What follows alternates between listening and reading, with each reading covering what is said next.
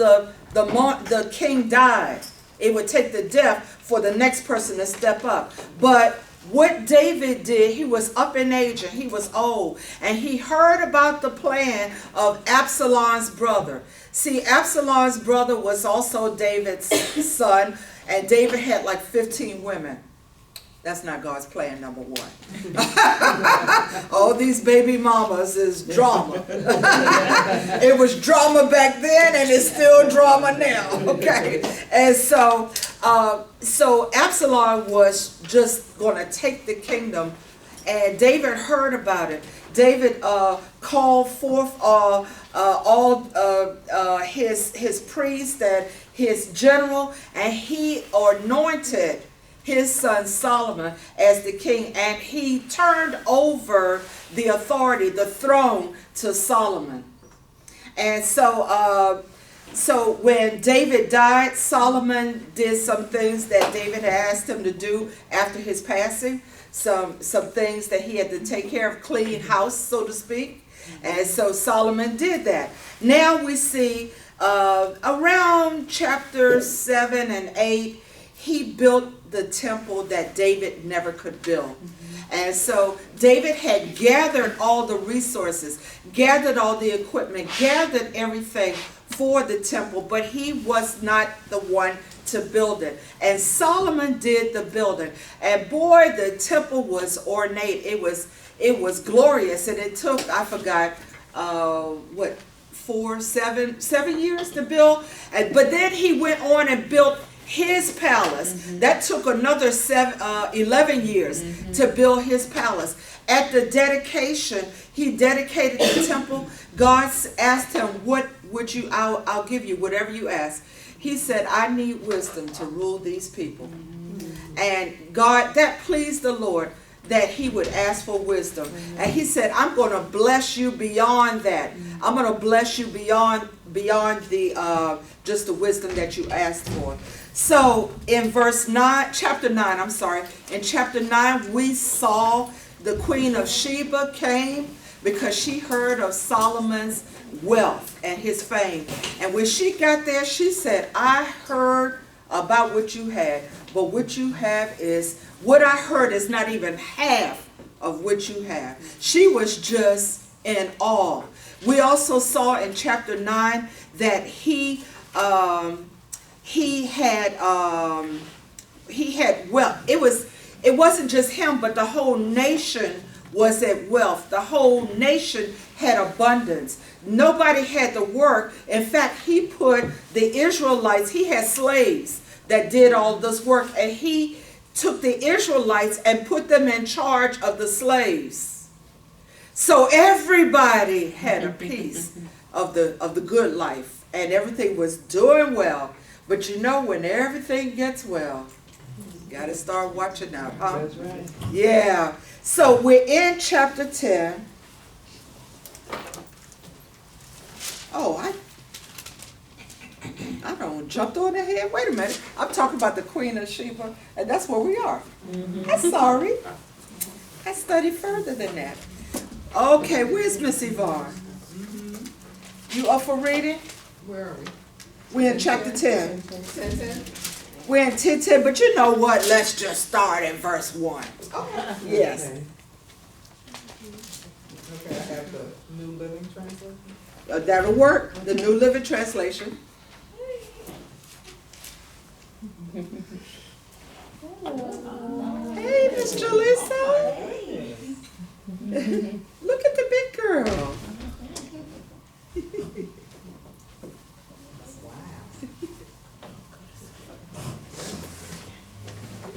Anytime you're ready. Okay. Okay, 10, verse 1. Okay. When the Queen of Sheba heard of Solomon's fame, which brought honor to the name of the Lord, she came to test him with hard questions. She arrived in Jerusalem with a large group of attendants and a great caravan of camels loaded with spices, large quantities of gold, and precious jewels. When she met with Solomon, she talked with him about everything she had on her mind. Solomon had answers for all her questions. Nothing was too hard for the king to explain to her. When the Queen of Sheba realized how very wise Solomon was, and when she saw the palace he had built, she was overwhelmed. She was also amazed at the food on his tables, the organization of his officials and their splendid clothing, the cupbearers and the burnt offerings Solomon made at the temple of the Lord. She exclaimed to the king, "Everything I heard in my country about your achievements and wisdom is true.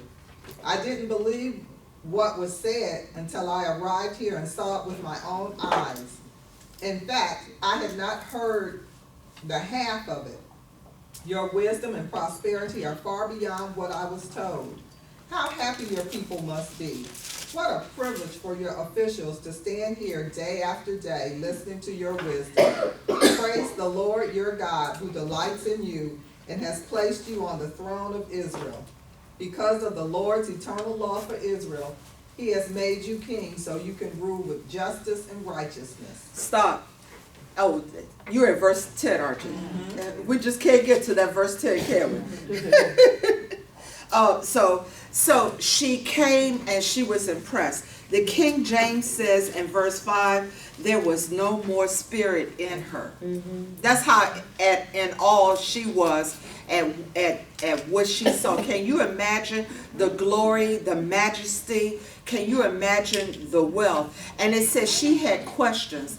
And the commentaries believe she didn't want to know the questions she had.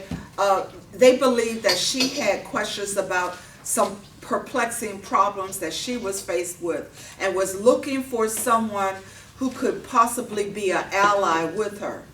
So she wasn't just looking for what's 2 times 2, right? But she had some issues that she was facing and she needed advice on it. And she was pleased with the report and with the advice that she got. Now, she said, blessed be the Lord thy God, verse 9. She said, blessed be the Lord thy God, which delighteth in thee to set thee on the throne of Israel, because the Lord loved Israel forever. Now, don't think that she was a Christian, or that doesn't mean that she believed in the same God he believed in. She's recognizing that the God you serve is blessing you. And so it's not so much saying that that I believe the same thing you believe. She's just saying, wow, you've been blessed by your God. Just like I believe I've been blessed by my God. And we may not be talking about the same God. Have you noticed sometimes people will talk about God, but they ain't talk about Jesus? Right, right. And so if we leave it kind of generic, then blessed be the God of Israel. Because every country had their God. But we know the God of Israel is the Lord God Almighty. The only true and sovereign God. And so don't make a mistake when you read that part. Okay, verse 10. We're going to finally get to verse 10. Then she gave the king a gift of 9,000 pounds of gold, great quantities of spices, and precious jewels. Never again were so many spices brought in as those the Queen of Sheba gave to King Solomon. So Queen of Sheba is from Ethiopia, thank you. And for a land full of spices. And so she bought, you don't come empty-handed when one ruler comes to visit another ruler. And so look at all the gold. How much gold did you say? 9,000 pounds of gold. I take 1 pound. I'll take a quarter of a pound, please. I'll take an ounce. Right. All right, go ahead, verse 11.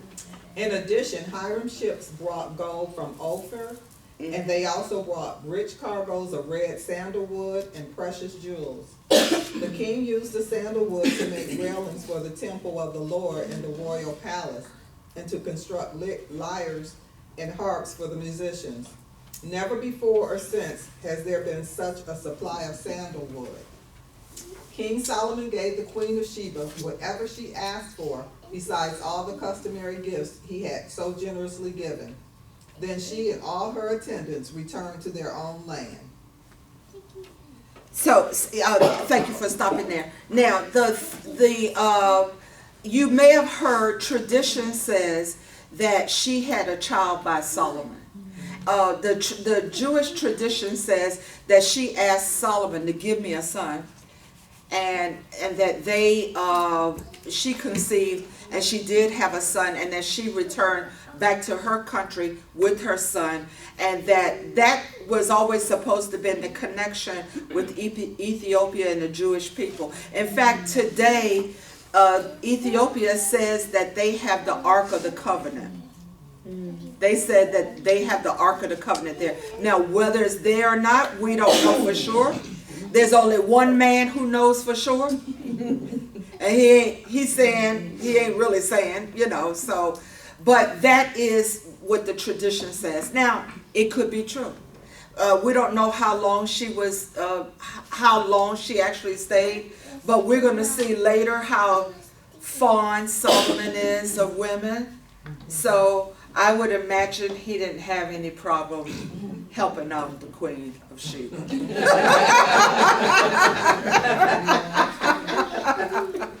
All right, where we at, Yvonne? 14. Go ahead. Each year, Solomon received about 25 tons of gold.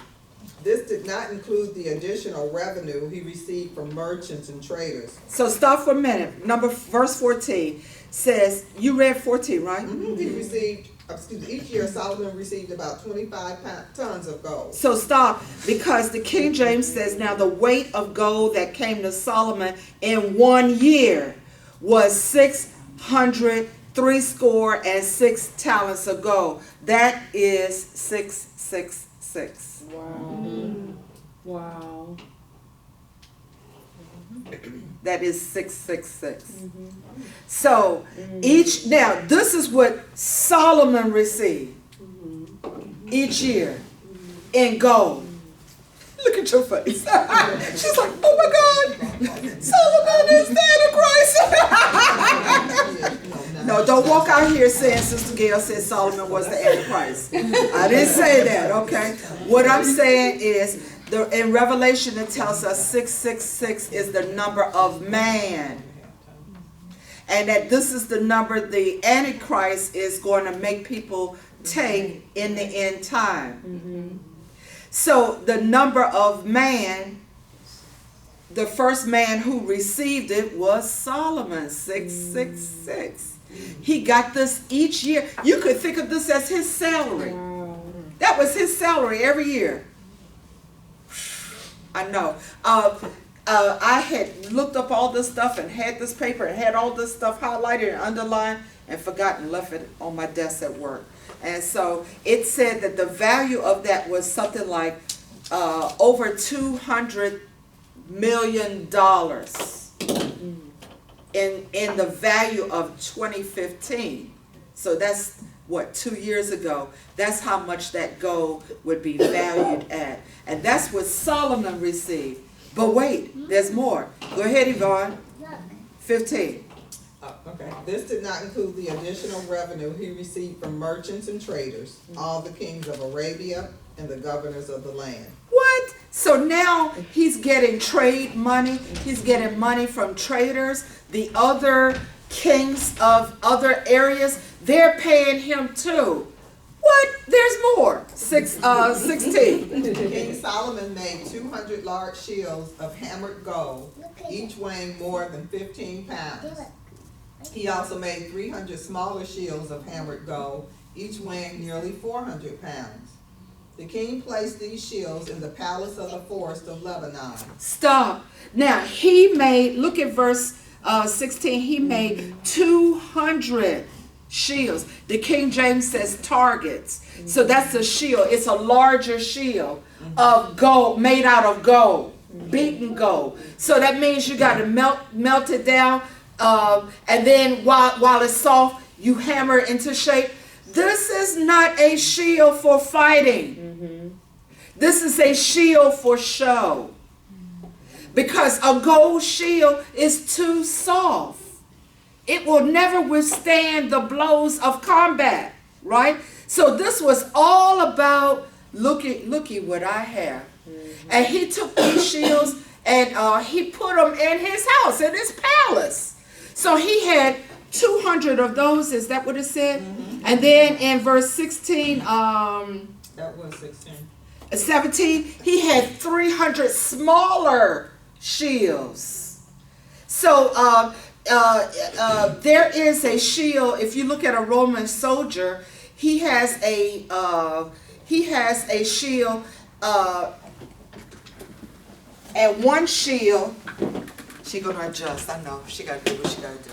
So one shield goes from the bottom of, if you stood it up, it would go about maybe 5 feet tall. And the Roman soldiers would hold that in front of them, and on the inside of that shield, I could connect my shield to your shield, and so we could all be connected and make a wall. So when you come at the enemy, we come as one people. And all you see is this wall coming towards you.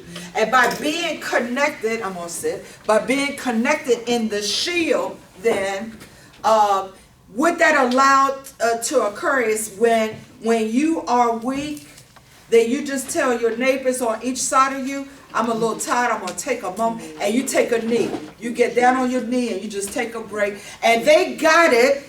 That the wall is still there. See, this is what we should be doing as Christians. We have to help a sister. Don't talk about a sister. We got to help the sister. And you know what? Let me tell you something. I am not your competition. I went somewhere. I think it was at my sister's closet last year. Yes. When your speaker said that, I was like, yes. She said, I am not your competition. I'm not your threat. Come on now. Look, if you look around this room, we're all different shapes and all different colors. We got different kinds of hair and different kind of noses. Huh? We got different sizes. Some of us are tall and some of us not so tall. And some of us go this way. And some of us don't. But you know what? I am not your threat. And instead of criticizing me and looking at what I don't have, help your sister. Jesus. Help when she is weak. Hook your shield up to her shield. So that you can help her to get through her area. Oh, you know what? 1 Corinthians chapter 13 and the love.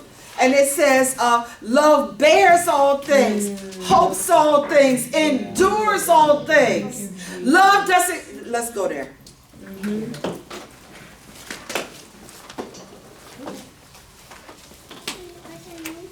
See, if you can't meet these qualifications, you're not loved. We have got to love, because this is the greatest commandment.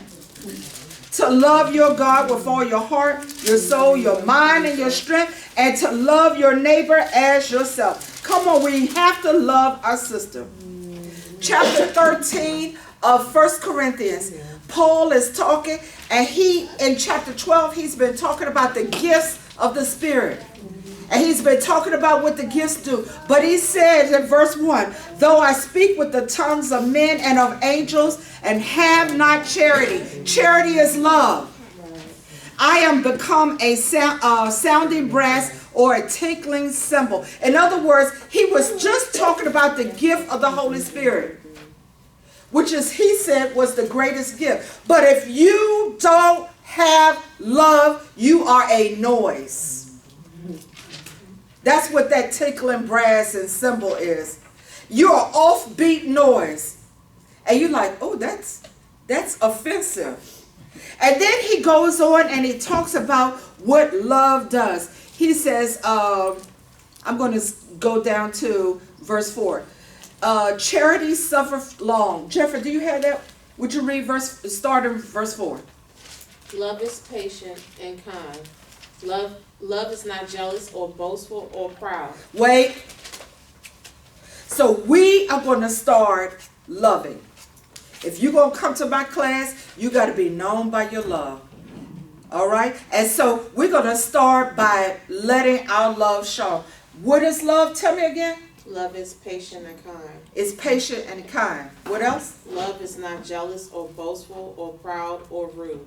Not jealous, not boastful, or proud or rude. And let me tell you something, if you don't keep yourself in check, God will check you for it before you wreck yourself.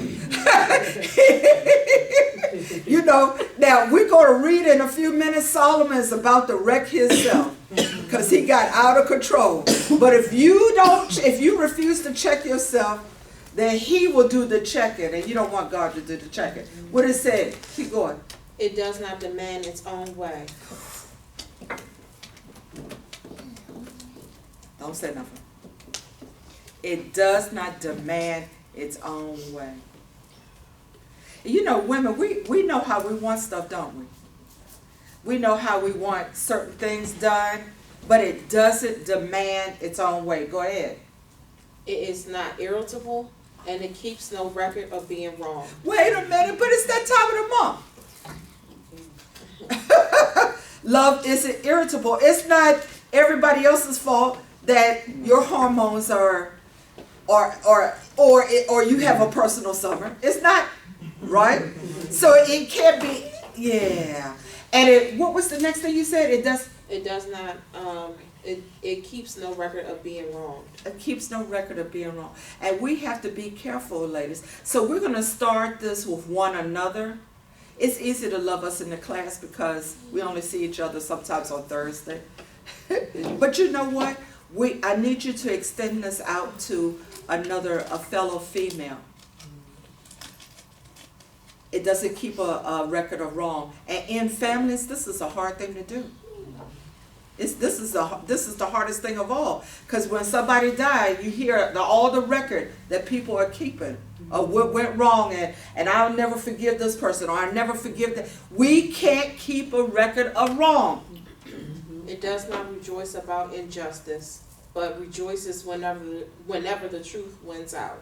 And this is whenever the truth wins out. So, you know, sometimes you see the train wreck coming, don't you? And you like, they're going to be sorry about this. But don't rejoice when it happens. Don't, you know, because that's not what love does. So just ask God to bless them in spite of themselves. Keep going. Love never gives up, never loses faith, is always hopeful, and endures throughout every circumstance. Love never gives up. Never what? Never loses faith. Never loses faith. Is always hopeful. Is always hopeful. And endures throughout every circumstance. And endures throughout every circumstance. The King James says, what verse was that, Jennifer? That was 7. The King James says, and I'm going to start in verse 6. It's 5. Does not behave itself unseemly, seeketh not her own. Isn't it funny that it gives it a feminine pronoun? Does not seek her own, is not easily provoked, thinketh no evil, rejoiceth not in iniquity, but rejoiceth in the truth. See, the truth makes us free. Amen. See, my grandson was set free. They opened up the door and he walked out. But you can come out of prison and still have a prison mentality. Mm-hmm. You need to be made over again free. When your mentality, when your mindset, when you take on the mind of Christ, then your mind is free. And you will not operate under those rules. You will not go back and act like you're in prison when there's no bars and no chains holding you. What is the limitation? The limitation is within you. And if you take the limits off of God, you will soar. Take the limits off. Take the limits off of God. There's no limit to what he can do in your life. My Lord, I'm getting all beside myself. Verse 7, beareth all things, believeth all things, hopeth all things, endureth all things. Do you know that means that you're going to be mistreated sometimes for love's sake? Because how's somebody going to know they love? It's easy to love the lovable. It's those that don't deserve your love that's hard. Yeah, I've been there. Say, God, don't make me love him. Don't make me love him. The hardest thing in the world is with the spouse. And Sylvester and I had our time, and I said, Lord, this is it. I've had it. I will see you. You know, deuces. I'm throwing them up. I'm throwing it down. I'm dropping the mic. I'm out. Gail's out, right? And but I wanted to please God. I wanted to be a God pleaser. And I kept saying, God, is it all right? Is it all right? I didn't hear nothing.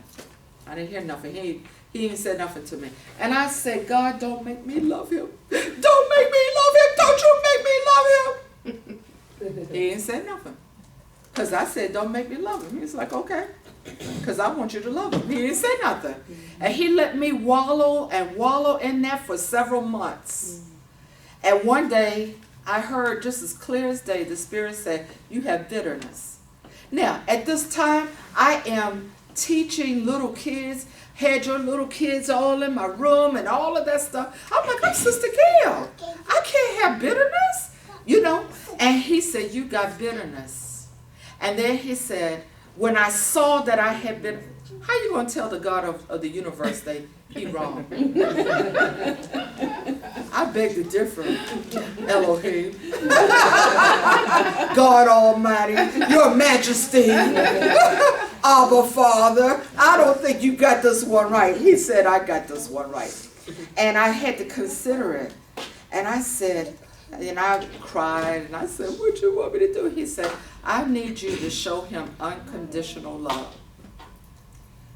That was the thing I was asking him not to show. Don't make me love him. And so I had to show him unconditional love. And what occurred from that is God did changes in me. God did changes in him. And did what I asked. One of my prayers a long time ago was, make him a man I can follow. If he's my head, then I need to be able to follow him, because I can't follow this mess. And he made him into what I asked for. But love beareth all. I had to bear it. And remember that thing I told you in the beginning about being a witness in the battle? I had to go through that battle to see what God would do. And when I saw him do it, I knew truly he changes a heart.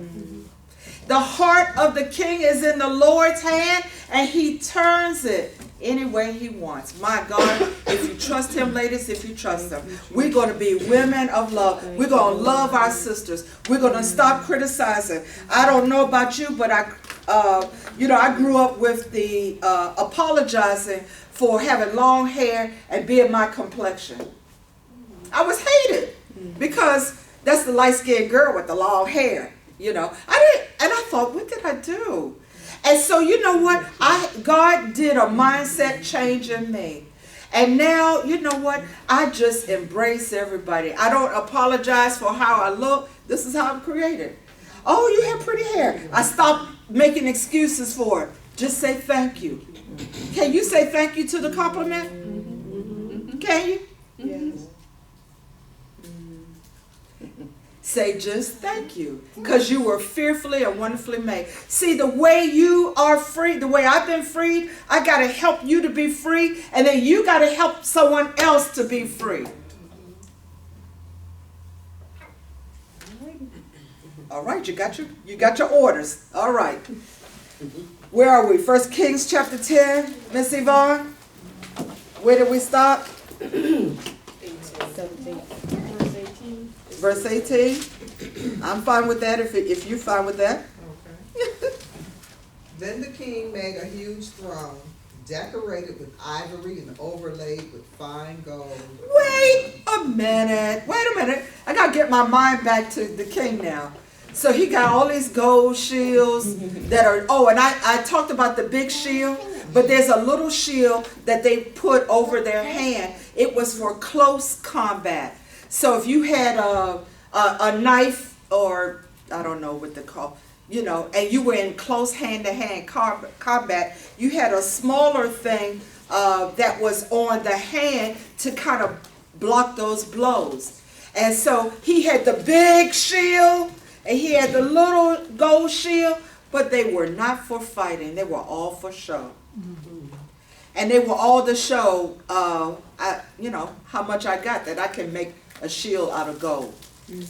Now he's made a throne out of ivory. But wait, there's more. He covered it with gold. Go ahead, Yvonne. Oh, wait a minute. The King James says with the best gold. The King James says the best gold. Go ahead, Yvonne. The throne had 6 steps and a rounded back. There were armrests on both sides of the seat, and the figure of a lion stood on each side of the throne. There were also 12 other lions, one standing on each end of the 6 steps. No other throne in all the world could be compared with it. Can you picture this? It has 6 steps leading up. On the side of each step was a lion. So there's 12 lions. At the top of the throne was armrest, and there was a lion beside the armrest. Wow. Okay. No other like it in any kingdom. Verse 21. All of King Solomon's drinking cups were solid gold, as were all the utensils in the palace of the forest of Lebanon.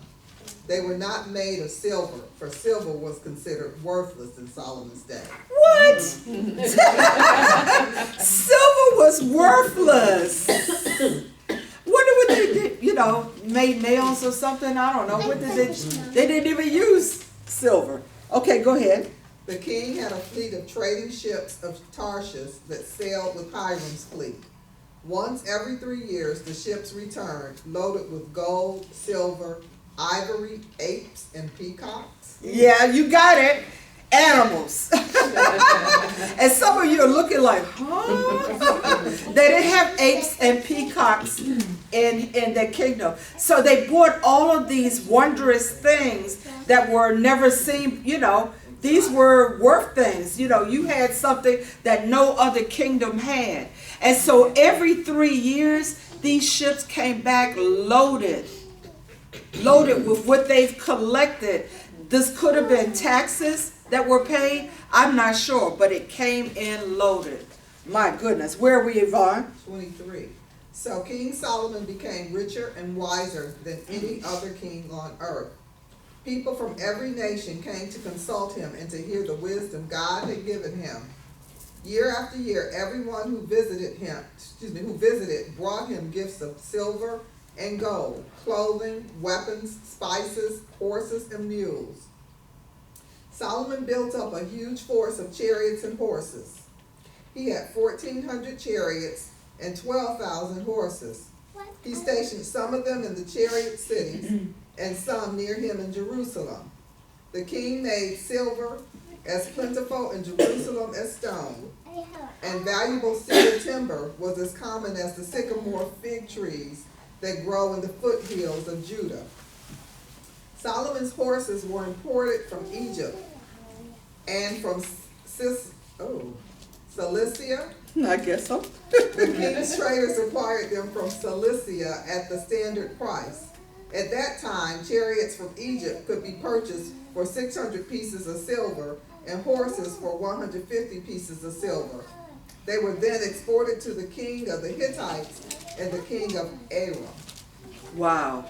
Wow. Let's go over to Deuteronomy chapter 17. Deuteronomy chapter 17. I think we're going to start around verse 14. We're going to start at 14.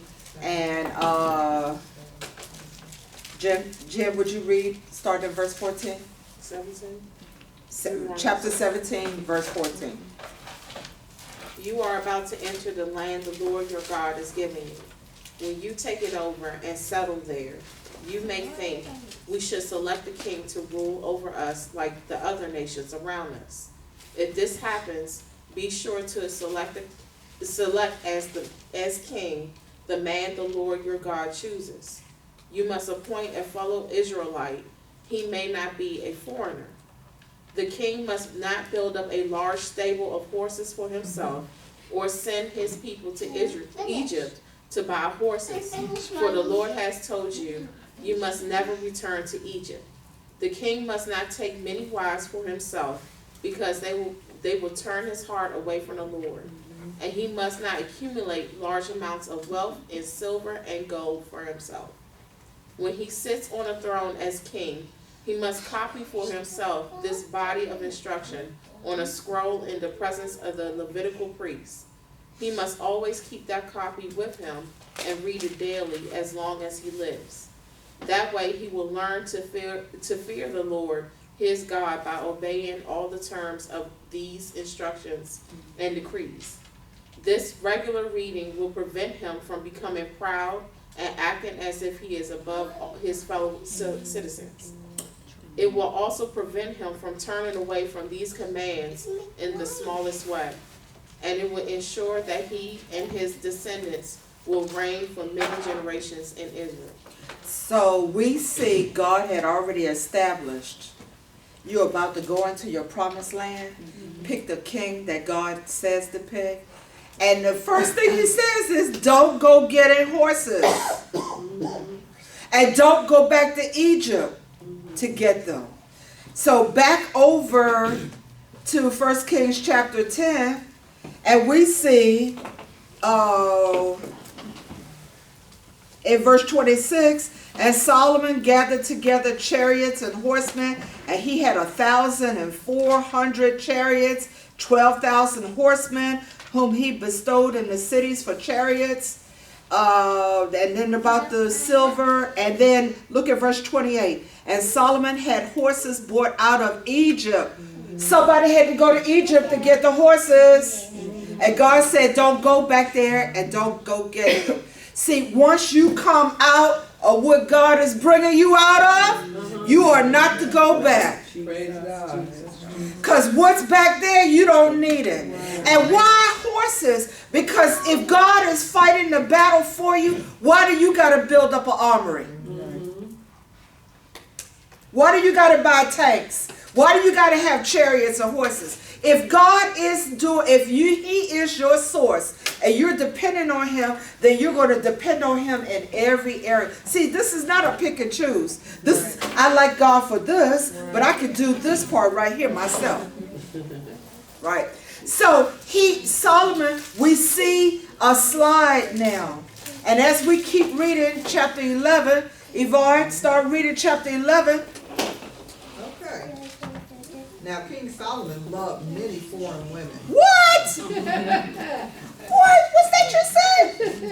He loved what? Many foreign women. Many foreign women. Wait a minute. Let me go back to Deuteronomy real quick.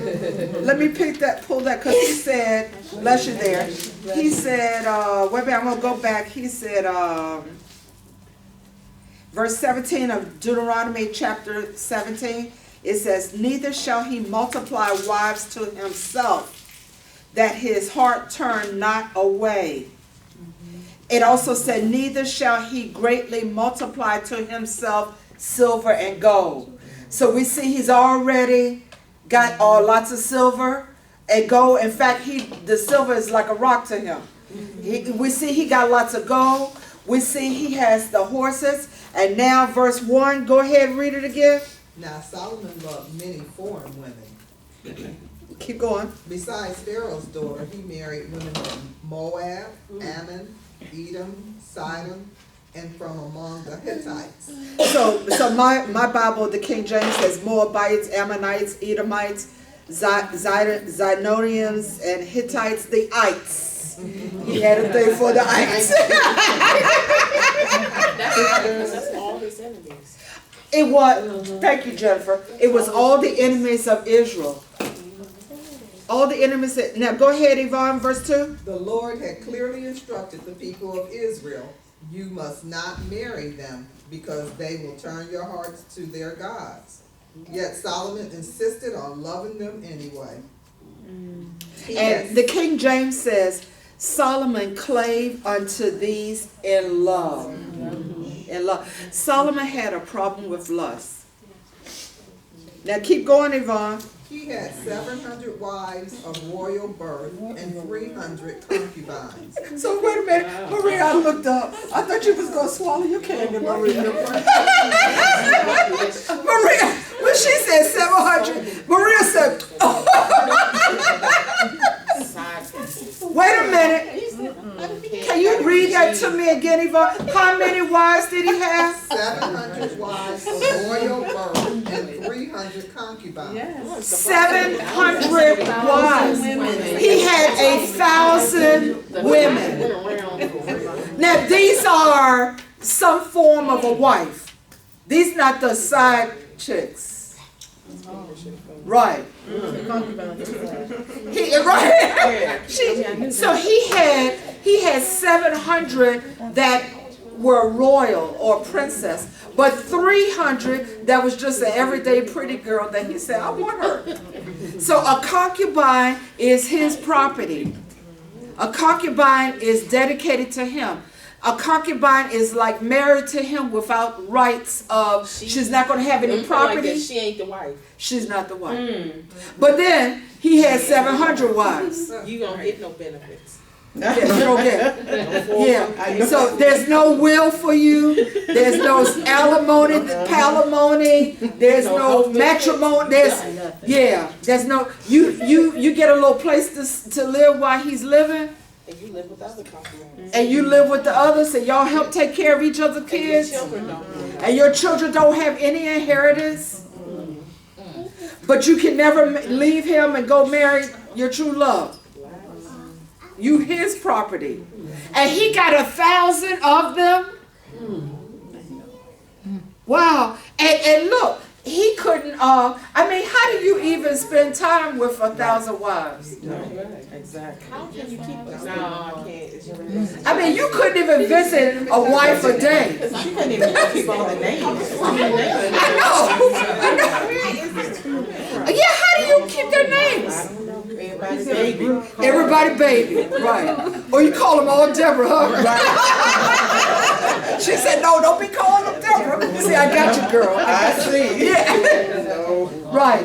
You baby cakes, you sugar pie. You know, you gotta have, or you number one, number two, number three. I don't know. How do you keep? Or he might just go by number. Wife 100. You know. I don't know. But I think that's ridiculous. I think that's just a little too much. So Yvonne, where are you, babe? I am at verse 3. I'll start again. Yes. He had 700 wives of royal birth and 300 concubines. And in fact, they did turn his heart away from the Lord. God said, see, God is not trying to take fun away from us or punish us. He knows what lies down that path. Go ahead, verse 4. In Solomon's old age, they turned his heart to worship other gods instead of being completely faithful to the Lord his God, as his father David had been. Solomon worshipped Ashereth, the goddess of the Sidonians, and Moloch, the detestable god of the Ammonites. In this way, Solomon did what was evil in the Lord's sight. He refused to follow the Lord completely, as his father David had done. Now remember, God appeared to Solomon twice. And the second time he appeared to him, he said, if you follow me like your father David, then he told him what he would do for him. And he said, don't turn your heart from me. But he did not follow as his father David had followed. Now, Ashtoreth is a female deity. And so the worship, whenever there's a female and a male deity, the worship usually involved something sexual. Yeah. And so as we go along, we're going to read about priestess in different temples. So a priestess of Ashtoreth would be a female, sort of like a prostitute. And she would be at the temple, and men could come to worship Ashtoreth. So there's a child here, and we're being recorded, so I ain't gonna You do the math, okay? All right. Now, the Milcom, the King James in verse 5, in verse 5 of the King James, it says Milcom. But Yvonne said Molech. It's the same name, the same God. This is a God where people offered their little babies as a sacrifice. So this God was made out of steel and they would put fire. It had a big belly that was open, and they would light a fire, and it had a metal tray like where the arms would be, and people would offer their children, and the child would burn. A detestable, horrible thing.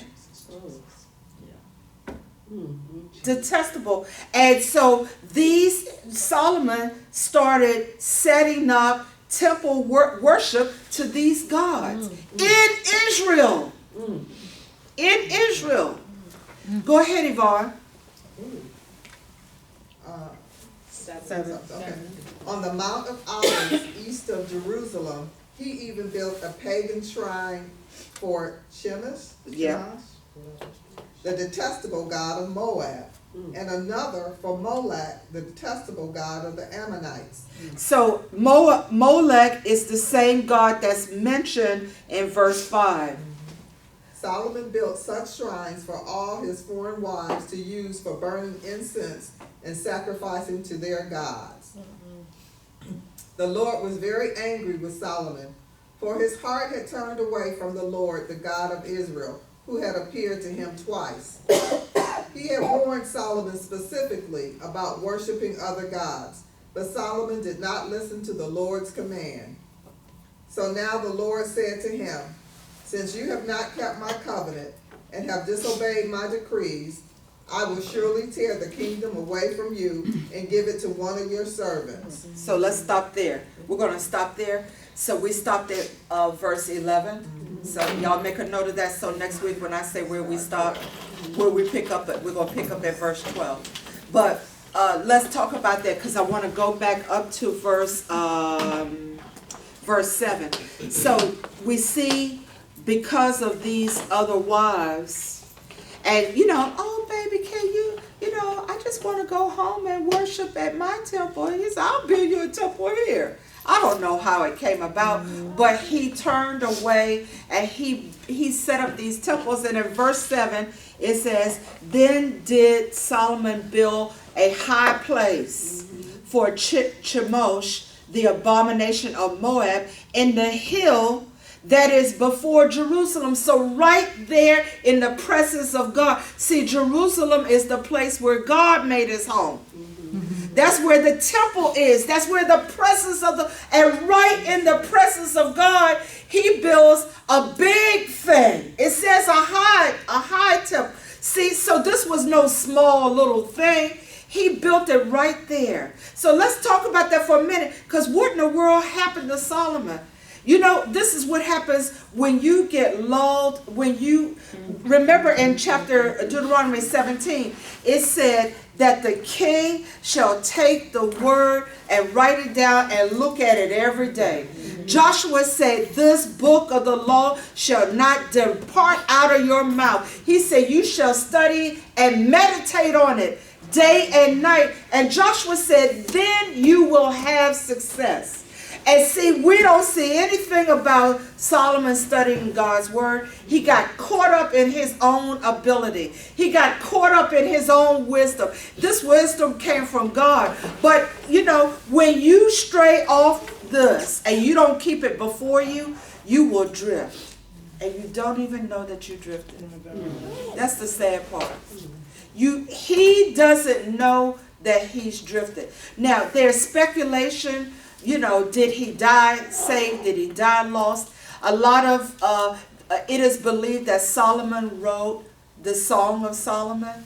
And at the end, when you read it, it sounds like there's repentance there. So, but he's in a sad state. He's in a bad, he broke everything. Everything he told him not to do. He did it. And everything he should have did, he didn't do. He didn't study this word. He didn't look at it. And so that's why what you think about and what you meditate on is so important. It will keep you. It will keep you. It will keep you. Remember, what you've been bought out of, you can't go back to. I don't care how good the deals are. But you know, it's an amazing thing when people get out of jail, they go back to their neighborhoods. They go back to the areas where they had problems. But you got to stay away. You can't go back to what you've been delivered from. Why tempt God? Why tempt God? You know, I wasn't always in Christ. This is the Gail after Jesus, AJ. This is Gail, AJ after Jesus. But Gail had a BC before Christ. And in her before Christ days, she was a bad girl. Yeah, she did bad things. And so I had to, when I said I got to get this right, and I'm not going to be like this anymore, I had to stay away from those people that were doing those things. I had to stay away from certain, I had my little guy friends, and you know, I had them in categories, like this one was good for this, and I had one good for that, and one good for, I had to stay, I couldn't rely on these categories. I know, yeah, right? So if I'm going to trust God, I'm going to trust God.